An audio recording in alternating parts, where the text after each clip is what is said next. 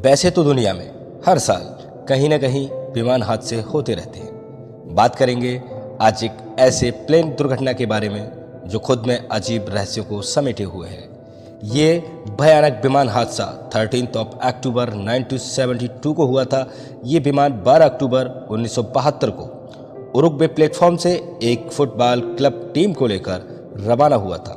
इसमें कुल 45 लोग सवार थे।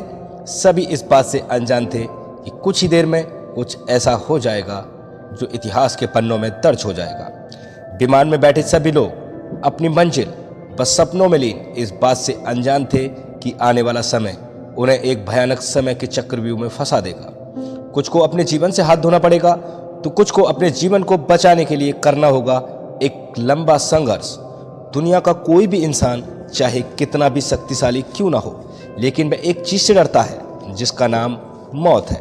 हर इंसान का सपना होता है कि वह एक लंबे समय तक जिए, जिसके लिए वह अपनी अंतिम सांस तक संघर्ष करता है। ये दुर्घटना गवाह है एक ऐसे संघर्ष की जिसमें कुछ लोगों ने अपने जीवन को बचाने के लिए एक ऐसा संघर्ष किया जिसके बारे में सोचकर भी रूह कांप जाती है।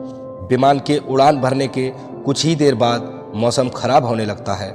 खराब मौसम को देखते हुए पायलट ने उसे चिली की जगह अर्जेंटीना में उतारना बेहतर समझा। मौसम के साफ होने का इंतजार किया गया और अगले दिन ये विमान अर्जेंटीना से फिर चिली के लिए रवाना हुआ। विमान 2:18 पर उड़ान भरता है और एक ग्लेशियर तक पहुंच जाता है। पायलट को यहाँ से कई बार गुजरने का अनुभव था, लेकिन दोस्तों सच ही कहा है, बुरे वक्त में व्यक्ति का अनुभव भी साथ छोड़ देता है। और कुछ देर बाद ही जहाज मौसम की मार को सहता हुआ एंडीज पहाड़ी की चोटी से टकरा जाता है। उसका पिछला हिस्सा टूट जाता है। इसमें पीछे बैठे हुए 5 लोग वहीं नीचे गिर जाते हैं। विमान पहाड़ी से टकराते हुए 200 मीटर दूर तक घसीटता है और 2 भागों में डिवाइड हो जाता है। हादसे में पायलट के साथ साथ 12 लोगों की मौके पर ही मौत हो जाती है। 33 लोग बच गए थे, पर वो किसी भी संपर्क की पहुंच से बाहर थे। अगले दिन फिर 5 लोगों की मौत हो जाती है। विमान के रडार से गायब होने के बाद सर्च ऑपरेशन शुरू होता है। कई विमान इस सर्च ऑपरेशन में लग जाते हैं, लेकिन उन्हें कोई सफलता हाथ नहीं लगती।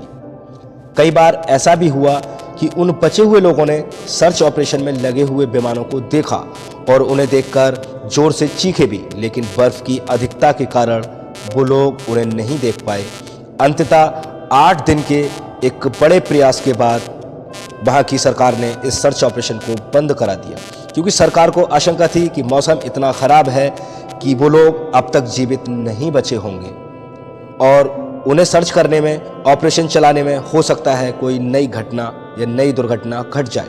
जैसे ही मौसम साफ होगा, गर्मी का मौसम आएगा, सर्च ऑपरेशन दोबारा से शुरू किया जाएगा और इन लोगों की लाश और दुर्घटनाग्रस्त विमान के मलबे को ढूंढ लिया। इस टेम्परेचर से बचने के लिए फ्लाइट के टुकड़ों को इकट्ठा किया और रहने के लिए एक छोटी सी जगह बनाई। बचे हुए लोगों में 2 मेडिकल के छात्र भी थे। उनके पास मेडिकल किट अब तक मौजूद थी, जिसका उपयोग उन्होंने घायलों को बचाने के लिए किया। बचे हुए लोगों के पास खाने के लिए कोई साधन नहीं था। यहीं से शुरू हुई खुद को बचाए रखने की एक असंभव सी कोशिश। अब खाने का कोई सामान ना होने के कारण वो बचे हुए लोग आपस में बात करते हैं कि अब कैसे बचा जाए, कैसे अपने जीवन को आगे चलाया जाए, क्योंकि अब उनके पास खाने के लिए कोई चीज़ नहीं है। यदि उन्हें खाने का कोई सामान नहीं मिलता है तो वो भी मौत को प्राप्त कर जाएंगे। ऐसे में उन लोगों में सहमति बनती है, यदि हम लोगों को जिंदा रहना है तो ये जो लाशें पड़ी हैं यही हमको जिंदा रख सकती हैं। कांच के टूटे शीशों से काटकर लाशों से मांस को निकाला गया और पहली बार इन लोगों के द्वारा खाया गया। दोस्तों सोचिए कितनी भयानक तस्वीर होगी वो, जब लोगों ने अपने ही लोगों के मांस को शीशों से काटकर खाया होगा।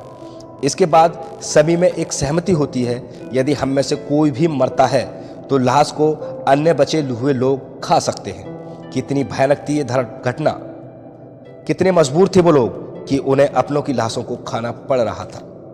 एक एक करके लोग मरते रहे और बचे हुए लोग उनकी लाशों से अपनी भूख को मिटाकर खुद को जीवित रखने की नाकाम कोशिश में लगे रहे। विमान हादसे के 60वें दिन केवल 16 लोग बचते हैं। इन बचे हुए लोगों में से 2 लड़के ऐसे भी थे, उन्होंने फैसला किया कि वो अब यहाँ पर नहीं मरेंगे, बल्कि कोशिश करेंगे लोगों से संपर्क करने की, जिससे कि यहाँ से निकलकर बचा जा सके। कोशिश मुश्किल तो जरूर थी, पर असंभव नहीं थी। उन्होंने सोचा कि अगर वो कोशिश नहीं भी करते हैं तो यहाँ भी उन्हें एक ना एक दिन मरना है। इससे तो बेहतर है कि लड़कर मरा जाए, संघर्ष करके मरा जाए। और वो अपनी कोशिश पर लग जाते हैं। इस समय वो 11,000 फीट ऊंची बर्फीली चोटी पर थे। उनके द्वारा की गई एक साहसी कोशिश आखिरकार रंग लाई। वे अपना संदेश नीचे एक व्यक्ति तक पहुंचाने में कामयाब हो जाते हैं। और जब संदेश उनका पुलिस तक पहुंचता है तो पुलिस उन दोनों लड़कों के पास तक पहुंच जाती है और दोनों को अस्पताल में भर्ती कराती है। फिर उनके द्वारा बताई गई लोकेशन पर पहुंचकर अन्य बचे हुए लोगों को भी बचा लिया जाता है।